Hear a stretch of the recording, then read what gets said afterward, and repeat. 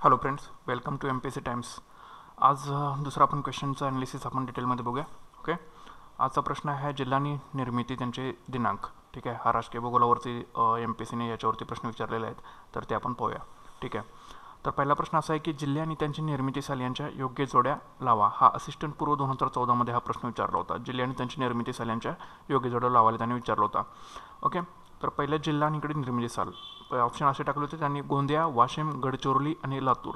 निर्मिती साल टाकले होते 26 ऑगस्ट 1982, 16 ऑगस्ट 1982, 1 मे 1999 आणि 1 जुलै 1998. ओके, तर हा असा पहिला प्रश्न त्यांनी टाकला होता असिस्टंट पूर्व 2014. नंतर दुसरा प्रश्न एसटीआय मुख्यला विचारला आहे 2014ला. एसटीआय मुख्य 2014ला जिल्हा आणि निर्मिती दिनांक: सिंधुदुर्ग, लातूर, वाशिम आणि गोंदिया. इकडे त्यांनी टाकले साल 16 ऑगस्ट 1982, 1 मे 1999, 1 मे 1981 आणि 1 जुलै 1998.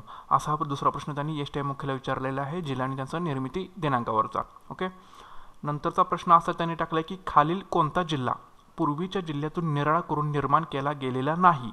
खालील कोणता जिल्हा पूर्वीच्या जिल्ह्यातून निराळा करून निर्माण केला गेलेला नाही. हा असिस्टंट मुख्य 2012 हा प्रश्न विचारला आहे. ओके, तर त्यांनी ऑप्शन असे टाकले: सिंधुदुर्ग, जालना, गडचिरोली, लातूर, नंदुरबार, वाशिम, बीड आणि हिंगोली. तर यामधला कोणता जिल्हा पूर्वीच्या जिल्ह्यातून निराळा करून निर्माण केला गेलेला नाही असा प्रश्न त्यांनी विचारला आहे. याचे ऑप्शन त्यांनी असं दिले होते: सिंधुदुर्ग किंवा जालना, नंदुरबार किंवा वाशिम, गडचिरोली किंवा लातूर, बीड किंवा हिंगोली. ओके, तर असे त्यांनी 3 प्रश्न ह्या जिल्ह्यांनी त्याची निर्मिती दिनांकावरती असे त्यांनी विचारलेले होते. ओके, तर आता हे आपल्याला माहीत असण्यासाठी हा चार्ट तुम्ही पाठ करा. ओके, स्पष्टीकरणासहित म्हणजे ही तुमची कन्सेप्ट क्लिअर होऊन जाईल. विभाजनाचा दिवस, जुना जिल्हा, नवीन जिल्हा आणि जिल्ह्यांचा क्रमांक. ओके, तो कितवा जिल्हा तयार झाला होता. तर विभाजनाचा दिवस 1 मे 1981. रत्नागिरीवरून सिंधुदुर्ग हा नवीन जिल्हा निर्माण करण्यात आला, 27वा. ओके, औरंगाबादवरून जालना हा 28वा जिल्हा निर्माण करण्यात आला. 1 मे 1981 रत्नागिरीवरून सिंधुदुर्ग, औरंगाबादवरून जालना. ओके, नंतर 16 ऑगस्ट 1982 उस्मानाबादवरून लातूर या नवीन जिल्ह्याची निर्मिती करण्यात आली, 29वा जिल्हा. ओके, नंतर 26 ऑगस्ट 1982 चंद्रपूरवरून गडचिरोली या नवीन जिल्ह्याची निर्मिती करण्यात आली, 30वा जिल्हा. नंतर 1990 बृहन्मुंबईवरून मुंबई शहर व मुंबई उपनगर या नवीन जिल्ह्याची निर्मिती करण्यात आली, 31वा जिल्हे.